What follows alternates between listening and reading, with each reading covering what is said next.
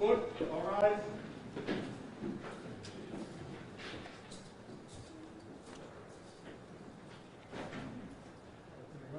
Please be seated. Court's now in session.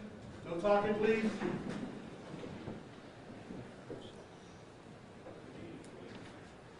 Good afternoon. Welcome to the criminal fourth session of the Hampden County Superior Court for Thursday, September 30th, 2021. The Honorable John S. Farrar presiding. The matter before the court this afternoon is a matter of Commonwealth v. Stewart Weldon, docket 18-382. Matters on for sentence imposition with 88 Bennett, Simonian, McMahon on behalf of the Commonwealth. With Attorney Murphy and Hussey on behalf of Mr. Weldon. For the record, Mr. Weldon is present in the court. All right, thank you, Mr. Sarniaco. Good afternoon, everyone. Good afternoon, Your Honor. First, I'd just like to address the people in the courtroom. This is addressed to everyone. I want to remind you that this is a sentencing hearing in the matter of Commonwealth versus Stewart Weldon. I understand that it can be an emotional and difficult hearing for the family members and persons who are close to the deceased victims and the surviving victims and the families and persons who are close to them. However, this is a formal legal proceeding. It will be conducted in the solemn manner and with the dignity and formality required of such a proceeding. All persons attending must conduct themselves appropriately. There will be no outcries or outbursts during this proceeding. There will be no disruptions or misconduct of any nature. They will not be tolerated. If there's anyone who feels they cannot conduct themselves in a manner consistent with these instructions, they should excuse themselves from the courtroom right now. The victims and the family members of the deceased victims have the right and will be given the full opportunity to give victim impact statements to the court. I assure those victims and family members my full attention, my sympathy, and my understanding. Any such statements will be directed to me, not to the defendant, Stewart Weldon. I have carefully read the written impact statements that have been provided to me. The defendant has the right to address the court. If he chooses to do so, his statements will be addressed to me and not to the family members of the victims or others. A couple of procedural matters I need to address.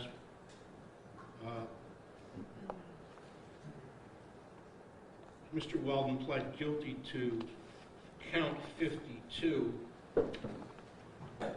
which was a charge of refusal to submit to a police officer. It was to be filed. It's my understanding, well, first of all, if it was to be filed, I should have engaged in a colloquy with Mr. Weldon, and there was a form that should have been completed for a guilty filed charge. I didn't do that, and given the nature of the charge and those charges to which Mr. Weldon has pled guilty, it's my understanding the Commonwealth will be filing a now prosequi of that charge. Is that correct? That is correct, Your Honor. Thank you, Attorney Bennett. So, counsel, I don't know if you were aware of that, but I'm going to vacate the guilty plea as to count 52 only, the refusal to submit to a police officer. So, Mr. Weldon, your guilty plea to that charge is vacated, and the Commonwealth is going to file what's called a null prosequi. That one charge is essentially dismissed. Finally, there was a waiver of Fifth Amendment right, the right to preclude admissions that were made by Mr. Weldon during psychiatric examinations. Attorney Murphy, you went over this form with Mr. Weldon? I did, Your Honor. Mr. Weldon you went over this form with Attorney Murphy, Yes, Your Honor. and you understood the right that you're waiving, the assertion of your Fifth Amendment privilege? You understood you were waiving that right? Yes, Your Honor. And you signed this form voluntarily? Yes, Your Honor. I signed this form voluntarily. All right, thank you. Attorney Bennett, are you ready to proceed? I am, Your Honor. Before the Commonwealth engages in its argument in support of the agreed recommendation, I'd be requesting to bring the family members up to give their impact statements at this time. That will be permitted. I'll hear from the family members. In addition, Your Honor, I'd be requesting the court's permission to allow some family members to come up with supporters as they read their statements to the court. That will be permitted. And finally, Your Honor, I'd ask they be allowed to remove their masks as they address the court. I will permit that with respect to anyone who has been vaccinated. Very well, Your Honor. Thank you. And I'm going to ask you to remind each of these people to keep their voice up. It's important that I hear what they have to say. It's important that everyone hears what they have to say. Of course, Your Honor. Your Honor, the Commonwealth will begin by calling Rob Escalante to deliver a statement.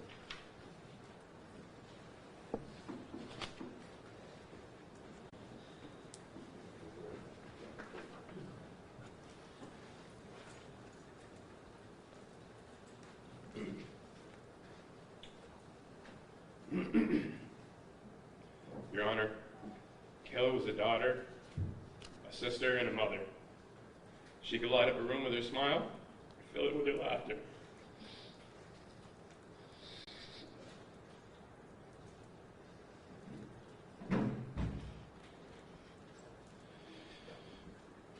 Her love for her friends and her family never dwindled, but instead it grew every day.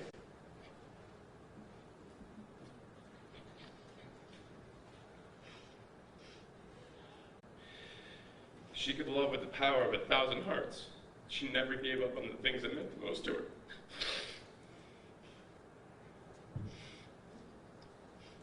Kayla was my best friend when we were kids, and our lives took separate ways. Yeah, she struggled with addiction, but that didn't define her. It was her mission to stay clean for her family. I was absent from her in her last few months of her life.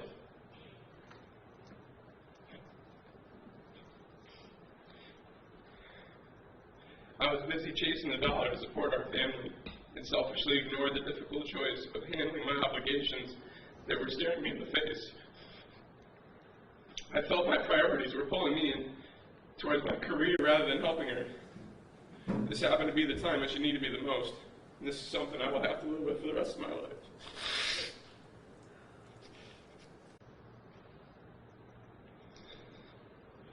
I'm filled with regret every day that I was not there for her, and I wish that I could just tell her once more what she meant to me. But that moment was stolen from me. Her death has brought a darkness to our family that is hard to explain. Happy conversations seem sad, and moments of joy are met with gloom. Our family and her close friends have experienced many moments of depression and anxiety over the loss of her, and these are feelings that will not soon be gone. Yeah, she had her issues, but we all do. No one in this room is perfect. However, I think we all can agree that Kayla, Ernestine, and America were wrongfully taken from this world, and no number of words can bring them back. However, if she were here now, I would start by telling her that I'm sorry, and that I love her.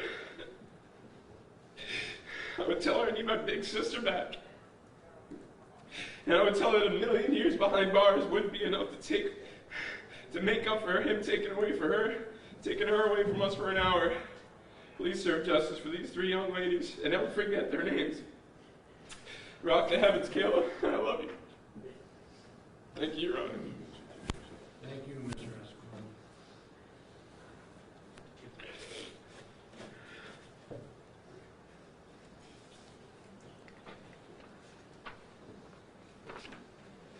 Your Honor, the Commonwealth will call Lori Escalante to give a statement.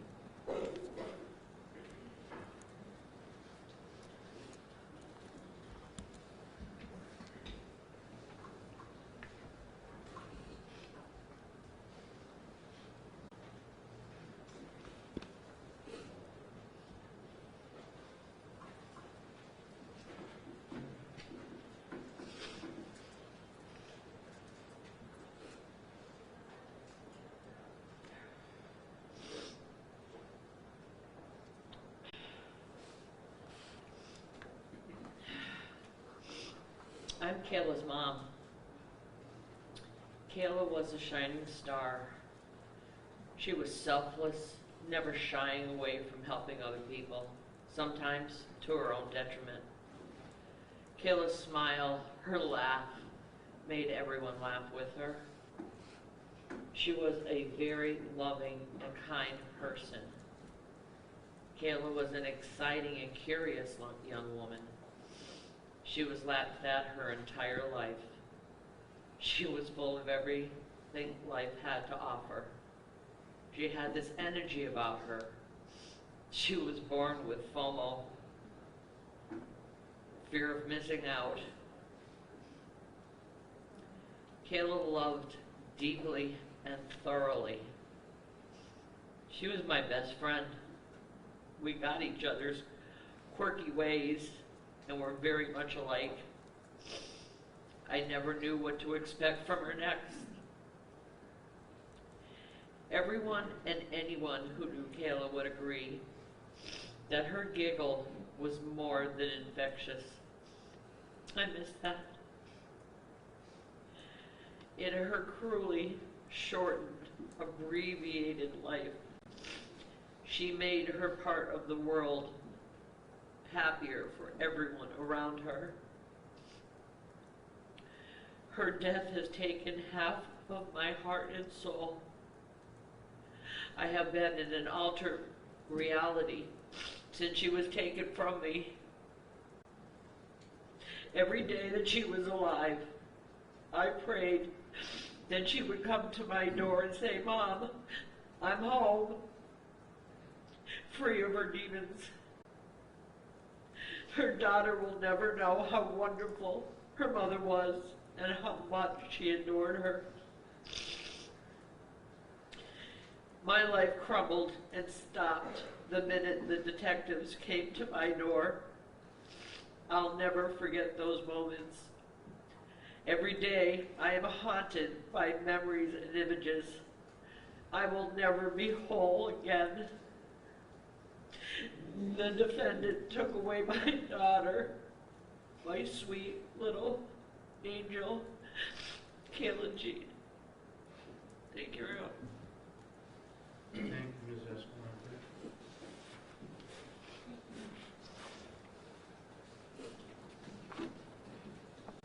Your Honor, the Commonwealth will call Kiara Starks to give a statement.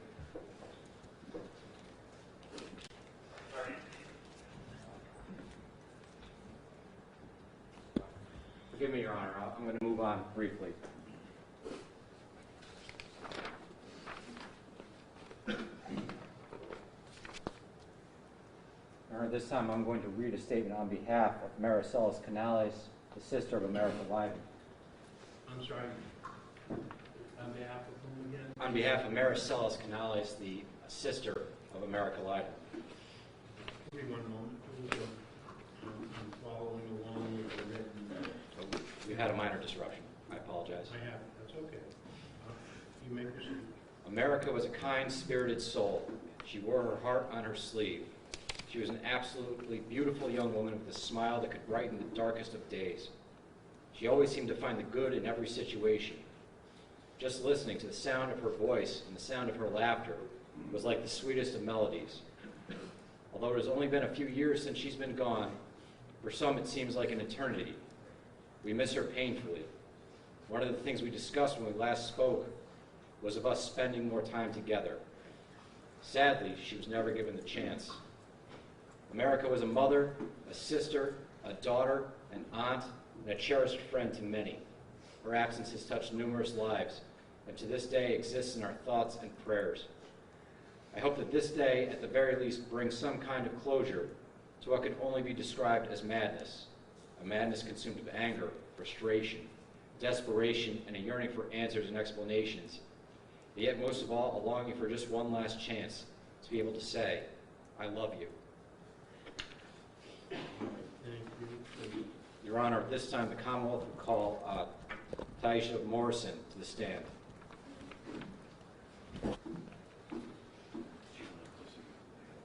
Okay. At this time, Your Honor, I'm going to read a statement on behalf of Mardelli Canales. once again, a sister of America Leiden.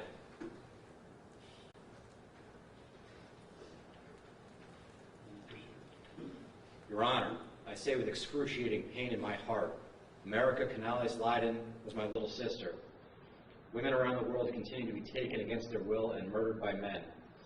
We shouldn't live in fear. We need to change, and we need to remember our victims and give them the honor they deserve. The site is a living nightmare to countless women and a disgraceful end to Kayla Escalante, America Canales Leiden, and Ernestine Ryans. Now their killer requests where he would like to spend his life sentence. Criminals should not be granted their desires, just as the victims weren't granted to live. Should not be granted privileges while the hopes and dreams were stolen from these women in the most vicious way. He left my nieces without a mother. With deepest sincerity, Mardelli Canales.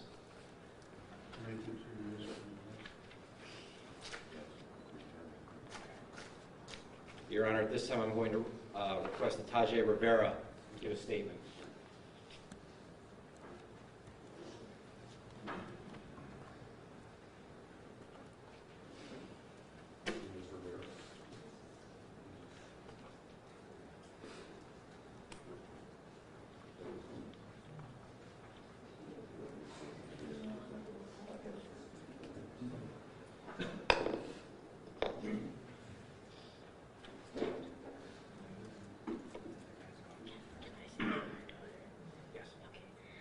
I'm America's daughter.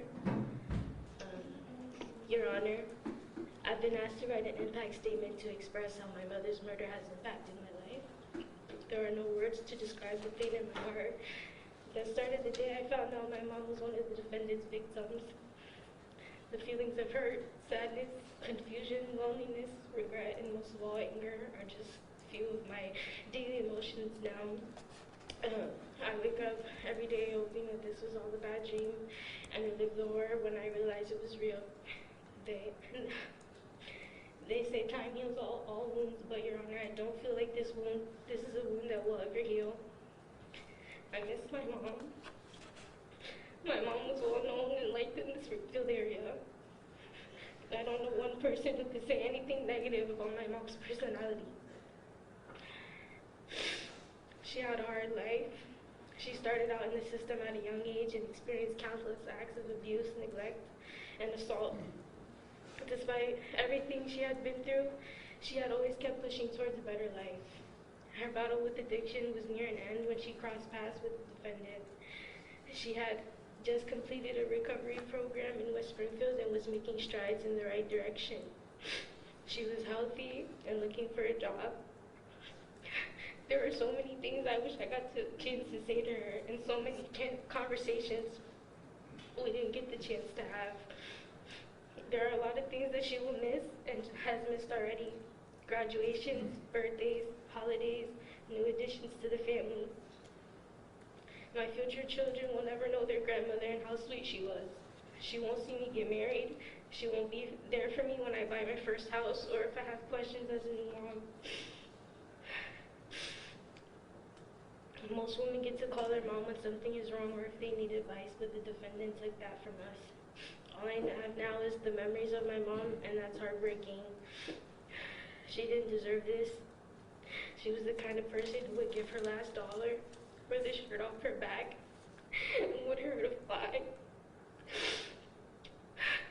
For her life to end in such a cruel way just isn't something I can wrap my head around. Why her? Why someone as sweet and gentle and as loving as my mom? These are just some of the questions that will haunt me for the rest of my life. I wake up every day and go into autopilot mode just to get through the day. The trauma that this incident has caused me is indescribable. I will never be the same person I was before this happened, and I know all her family and friends can agree. I know justice will be served, but that doesn't bring my mom back. Thank you, Ms.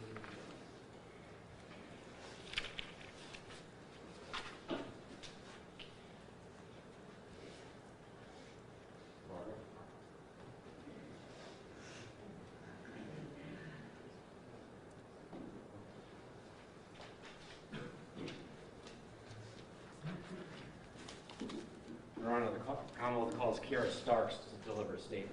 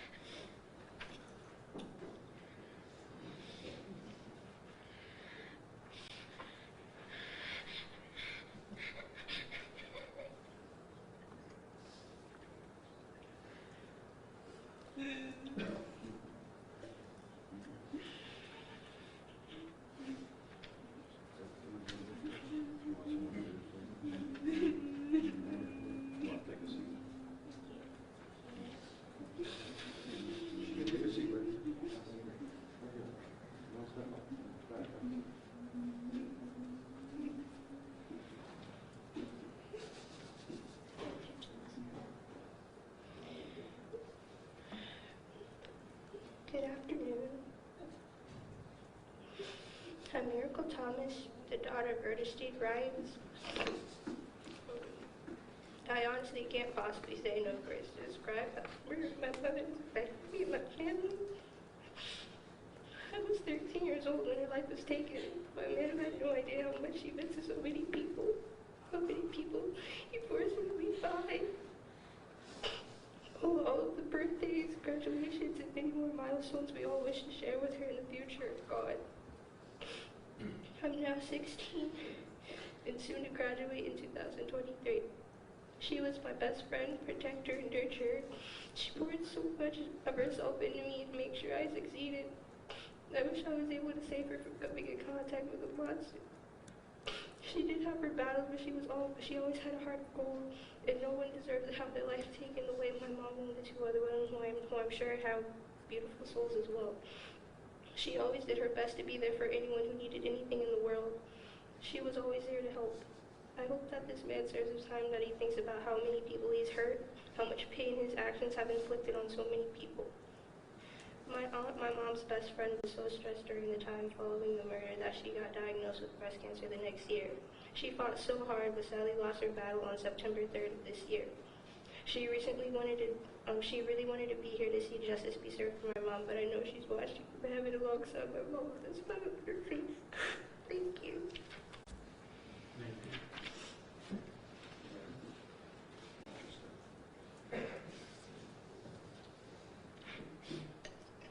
Your Honor, my name is Kier Starks, and I am the daughter of Ernestine Rhymes. My life and the life of her grandchildren has forever changed. My son was 2 years old, just starting to be able to interact with her, and I was 6 months pregnant with the granddaughter she never got to meet, but was so excited to know she was coming. That was the last way she saw me. For 3 months, I wondered every single day where she was. Is she okay? Having hope we would see her again. The day I gave birth, I still wasn't aware she was dead, laying alone in a dirty, dark garage, her light taken. I never imagined or would even let that thought cross my mind.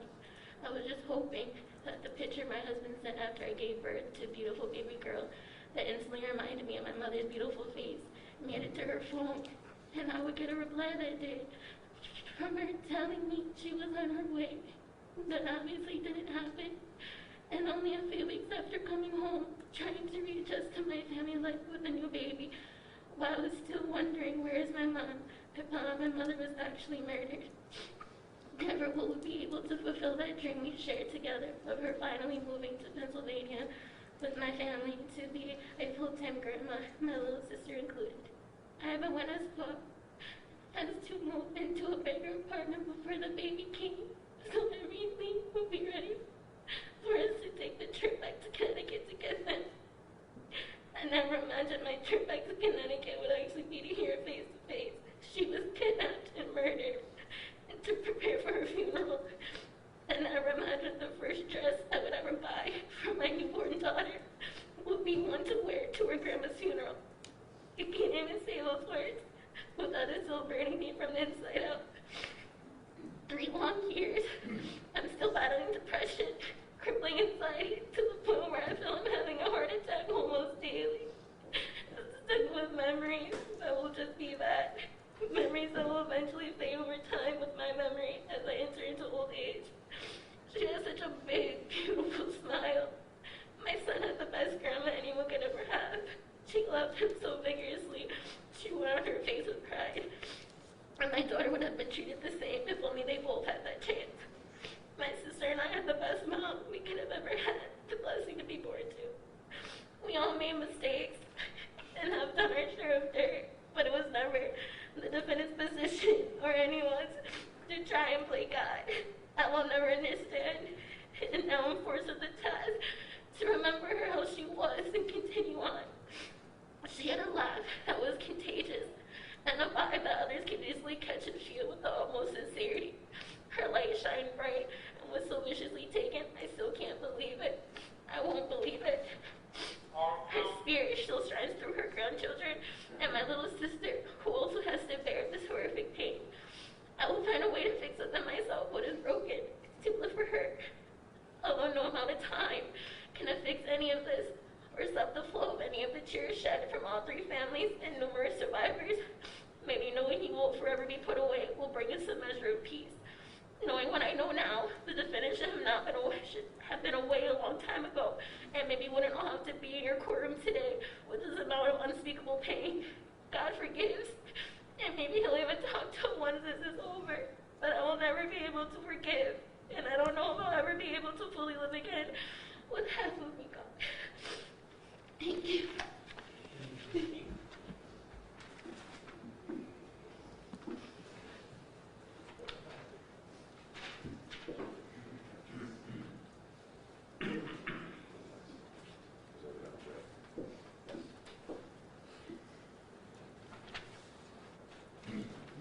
Your Honor, the Commonwealth will call Anthony Ryans to the stand to deliver a statement.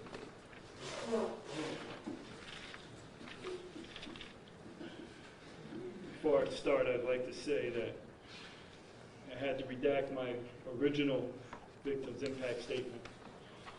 So out of respect for the court, I'm going to try to stay on point, stay on task to get through this. I'm Anthony Ryans.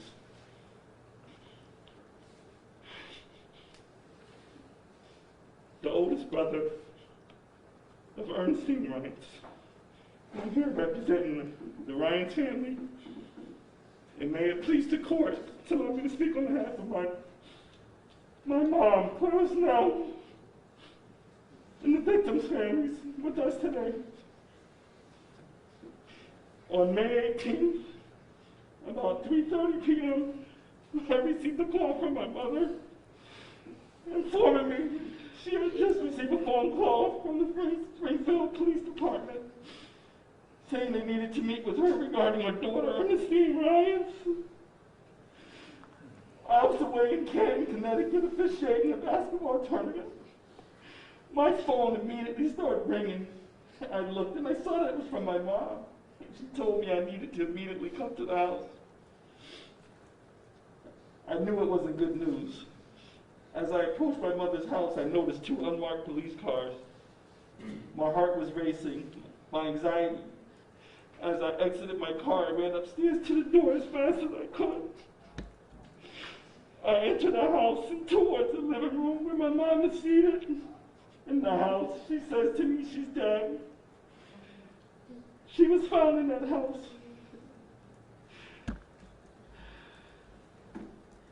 What happened after was a blur. I was angry and I was sad at the same time. How could someone do such a thing? I asked myself. She was discarded like a piece of trash. It was hard for me to accept how hard it was. I remember getting a call from the medical examiner, and I asked, "Are you sure if it's her? Are you sure?" I was still in disbelief. All I could think was I'm sure she begged the defendant to let her live, as she had 2 daughters to live for. I can only pray as she was dying that she made peace with her God. The lives of families have been forever changed due to one's reckless, total disregard for human life. My nieces have been left without a mom. My mom without a daughter. Grandkids without a grandmother. I can go on and on. Ernestine Ryans had a great impact on the Ryans family, and many others as well. For me personally, I am left with the memories that we had as kids growing up on 34 Ledyard Avenue in Bloomfield, Connecticut. My sister was a very vivacious person. She had the personality and zest for life. And as for myself, I was a very reserved and shy kid, as many thought she was older than myself. She was very popular and had lots of friends. I always admired that about her. People were drawn to her energy. She was the type that could make people laugh regardless of the circumstances. She could also be a little mischievous. I remember on our school rides, on our bus rides to school, she would always have to sit to the closest seat near to the bus driver, as she was always into something. I remember the daily announcements when I was at school. I would cringe knowing at some point during the day I was going to hear the name Ernestine Ryans, please report to the principal's office. So these are the memories that I have that are near and dear to me about my sister Ernestine Ryans. One defining moment about my sister that I'll never forget. I was about 16 years old, and I was working part-time at an ice cream place called the Baskin Robbins. There was a kid that walked into the store that had a problem with me for whatever reason, I don't know, and he wanted to fight me. My sister happened to be next door at the McDonald's. Someone told her that someone wanted to fight her brother. I can remember like it was yesterday. My sister came into the ice cream shop and yelled, "Who has a problem with my brother?" My sister also had two big guys with her. My sister, to make the long story short, I never had an issue with that boy again. Ernestine Ryans was my protector in many ways. I was a very shy, reserved kid, and she always stuck up for me. When I went off to college, she always made sure I had money.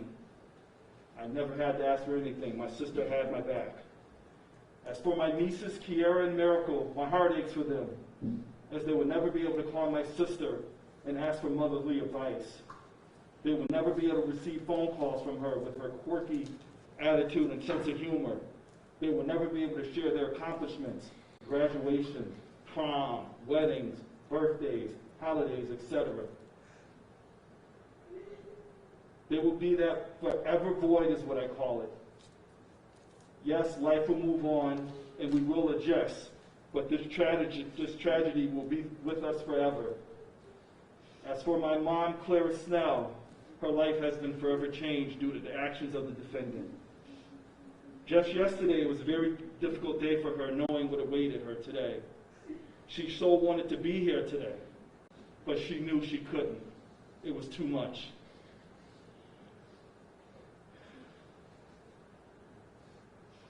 This morning she called me at 5:30 crying. She said to me, "Aunt, I need to be there." I said, "Mom, you can't." My response to her was, she said to me, "Why did he have to do her like that?" And my response to her was, "Mom, there are just evil people in this world that live amongst us." She wanted assurances that the defendant would never see the light of day again. And I explained as best I could, he will never leave prison alive. We have waited for this moment for over 3.5 years. Now that it's a bittersweet moment, it does not bring closure to all of the victims and the families. But it also conjures up a range of emotions, hearing how and where my sister was murdered. That was very difficult to hear. I know my sister. She was a fighter. And I'm sure she put up one heck of a fight. I cringe at the last moments of her life. But I have determined, for the sake of the loving victims and families with us today, that this will be a day of celebration, not retribution. For I believe that good always trumps evil. Lastly, for the sake of the other women, this reign of terror has finally come to an end. Thank you, Your Honor, from the Ryans family. Thank you, Mr. Ryan.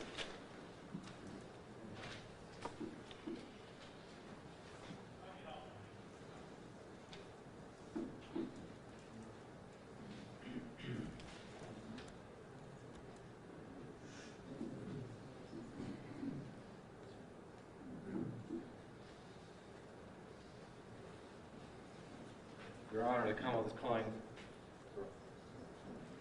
Zarell Stallings to give a statement on behalf of his daughter, Taisha Morrison.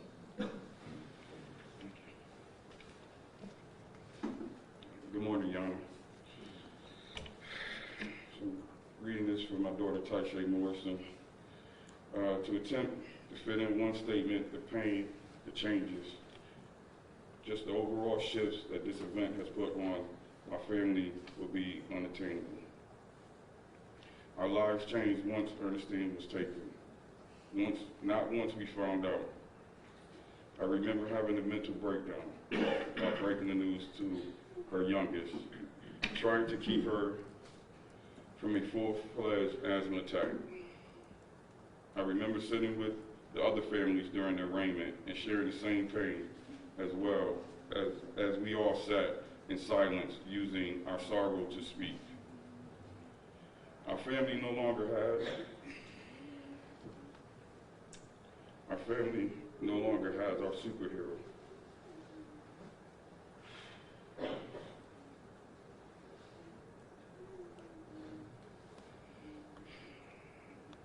The one you called on for any and everything. She had a past, but her future was already shining bright.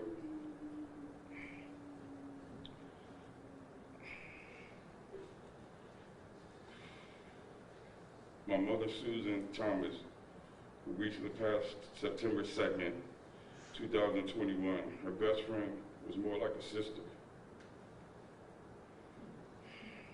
During our last conversation, Mom talked about how she can't miss this very moment.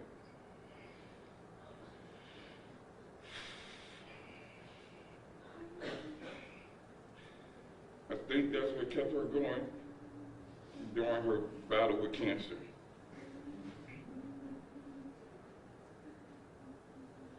To say our lives changed would be an understatement. We have an angel, a mother, a survivor. A chunk of our family is gone. She was a mentor, someone who was intangible and will never be replaced. Although not family by blood, she helped raise me since I was 8 years old. She was my second mom. Ernestine Ryan's a beautiful, loving soul. I'm gonna just add this on your honor. It's gonna be such a glorious moment when you render down your sentence on this animal. Thank you. Thank you, sir. Your Honor, the final three statements will be read by the listed and initial victims in this case. They have the right to be heard, obviously. They have still not given their consent for their likeness or names to be used. So with that, I would ask that Christina Merced approach the stand. I'll be reading on behalf of her.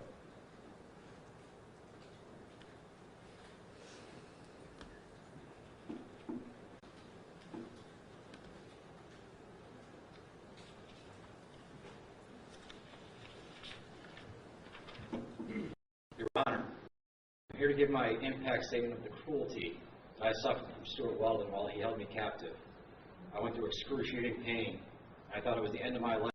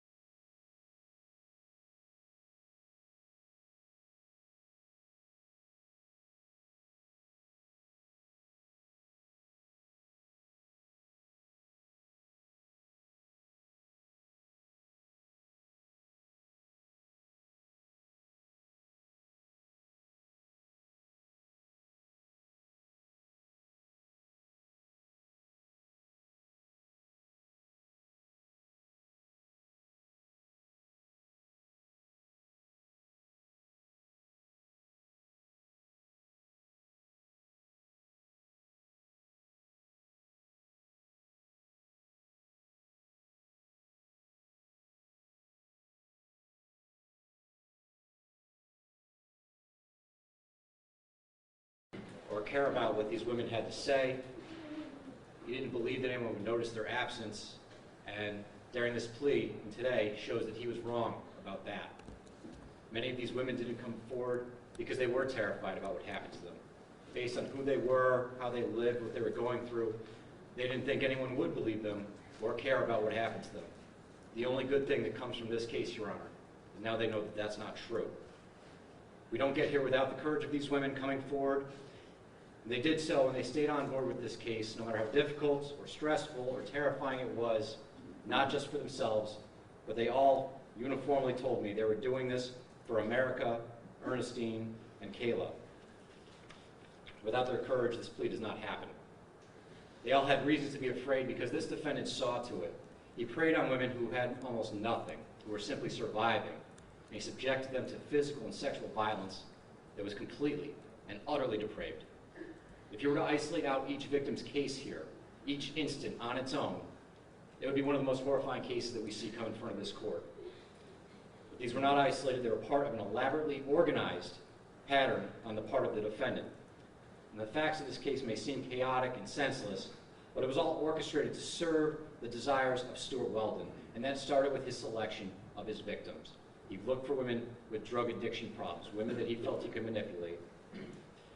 These were not violent abductions, Your Honor. He used his charm and his charisma to get them to his house, the promises of drugs and money. All the women who survived their encounter that knew Mr. Weldon or Jersey beforehand said he had been nothing but nice to them ahead of time. It was charming. They would go to the house, and the same choreography occurred each time. They would go to the basement. He would bring them to the washer and dryer where they would both ingest crack cocaine together. Then he would bring them to another room, and that's when the assaults would begin. He once said to the mother of his children, the best time to jump on somebody is after they've just used drugs, when they're first high. The evidence in this case would show that Mr. Weldon took great pains to control his environment during these encounters. He knew a way to manipulate his mother and other people staying in the house to get them to leave for long periods of time before he did this, when he knew he would be safe. The only difference, Your Honor, between America, Ernestine, Kayla, and the other survivors in this case is that when America, Ernestine, and Kayla were in his house, he knew he had that house to himself for an extended period of time. He knew he would not be interrupted or disturbed. He would have time to do what he needed. And it was because he manipulated that situation into being. He tailored his lies and the cover-up about this case. Depending on who he was talking to, he would explain the smell in a way that was designed to cause the least amount of alarm to his audience. He tailored these lies about the smell while searching the internet on how to remove the smell of dead animal carcasses, always careful to never search them as dead bodies. The intent for what he did here is all over this case. It starts with the intricate knots on the bindings of these victims and the survivors as they were held captive, the excessive bindings. In fact, given that he's pled guilty to murder by strangulation, there was a garrote in the house, essentially a homemade strangling device with two pieces of wood with a wire strung between them. He created that, and he tested that on the mother of his children, wrapping her neck with a blanket first because he knew what that wire would do to bare skin when pressure was applied. These were planned, orchestrated, and carried out to perfection. Your Honor, these murders were sexually motivated, and sexual violence played a large role in Mr. Weldon's reign of terror, but this case was never really about sex. This case was about Stewart Weldon seeking power and using physical and sexual violence to obtain it. He sought complete power over his victims, absolute control. Any hesitation or resistance on the part of his victims was met with an immediate ramping up of violence. He sought out the power to do what he wanted to do, to have complete control, to dictate when people could leave and could not leave. And this all culminates in him taking the ultimate form of power that any human being can have, and that is the power of who lives and who dies. And the manner in which he meted out death in this case was personal, slow, and agonizing. Strangulation. All the survivors in this case were strangled as well, and they all gave descriptions that were consistent. They felt a numbness take over their limbs as they could not breathe, they could not scream, they could not make any noise. They all believed in their mind at that moment that they were going to die. They saw it coming. They knew that. They were choked to the point where they lost control of their bodily functions. Only then did he stop. There's no such mercy for America Lydon, Ernestine Ryans, or Kayla Escalante, because they must have gone through the same exact emotions and experiences, but knew that they were helpless to stop it, and Mr. Weldon did not.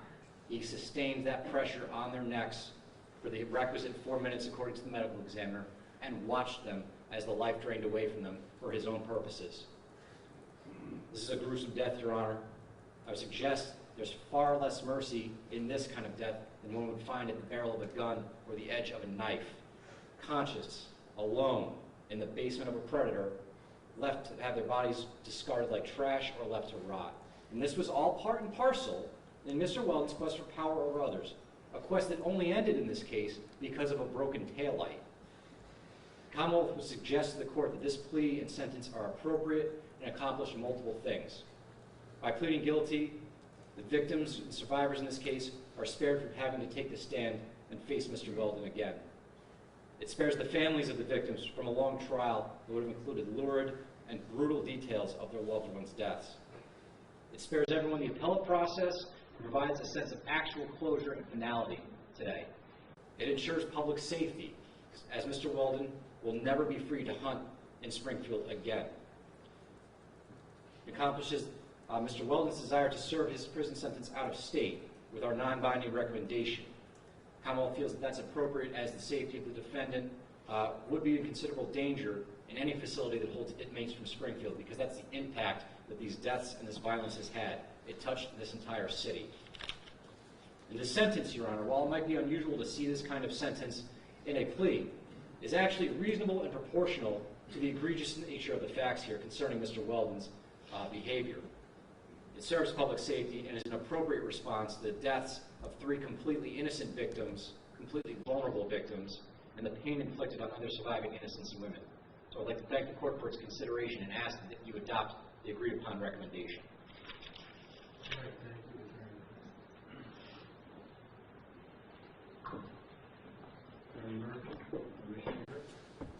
Your Honor, I have very little to say other than to ask the court to adopt this agreed upon recommendation as it is consistent with the interest of justice.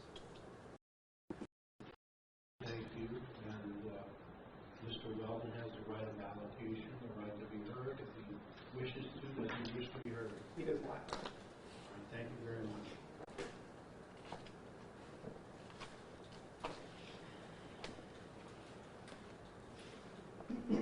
Well,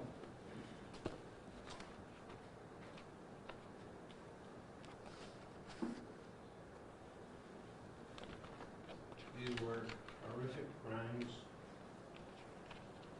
I can't really begin to comprehend the horrible impact on these victims and on the family members of the victims, including the family members, and particularly the family members of the deceased victims. It's really, I'm sorry?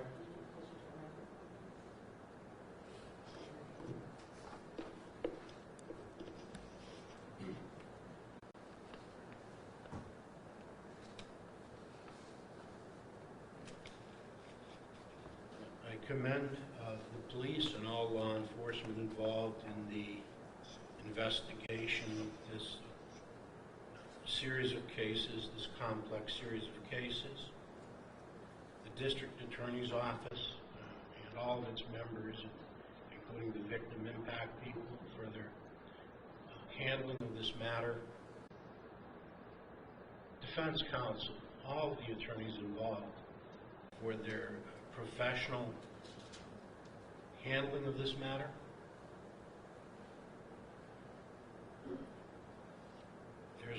There's nothing I could say that would ease the pain of the families of the victims in this case.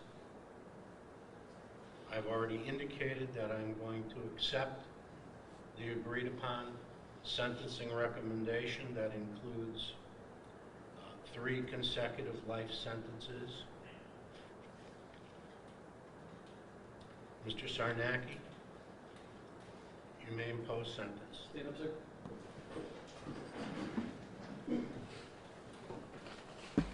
Mr. Stewart Weldon, hearken to the sentence the court has awarded against you.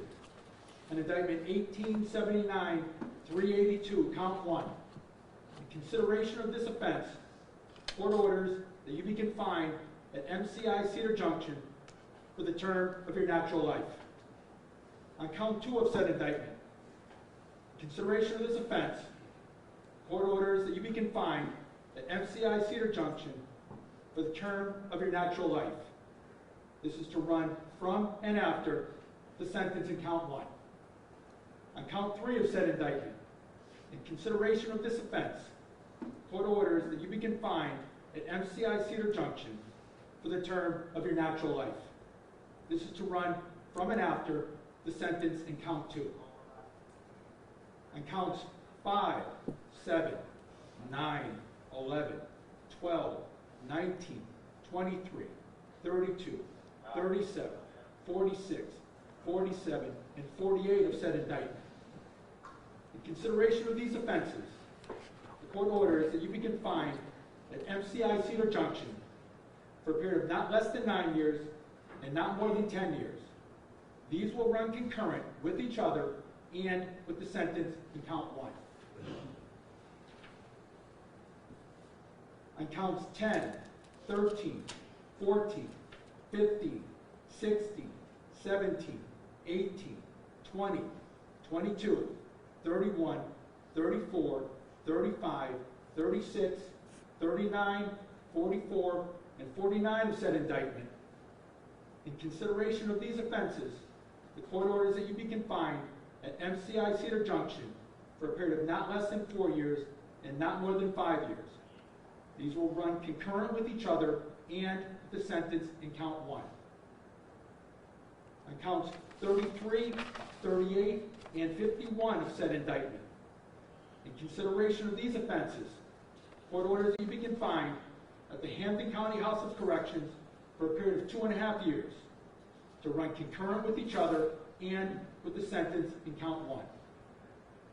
On count 45 of said indictment, in consideration of this offense, court orders that you be confined at MCI Cedar Junction for a period of not less than 14 years and not more than 15 years to run concurrent with the sentence in count 1. On count 50 of said indictment, in consideration of this offense, the court orders that you be confined at the Hampden County House of Corrections for a period of 2 years to run concurrent with the sentence in count 1. On count 52, the guilty plea has been vacated and a no process has been filed. You will receive credit of 1,222 days. You are advised that you must provide a DNA sample within 1 year of today's date, that you may have the duty to register as a sex offender, and that you have the right to appeal to the Appellate Division of the Superior Court pursuant to Rule 64. All fees, including the DNA fee, are hereby waived. Court officers, defendant abides in custody under sentence. Thank you, Mr. Sarnacki. Thank you, counsel. Thank you, Your Honor.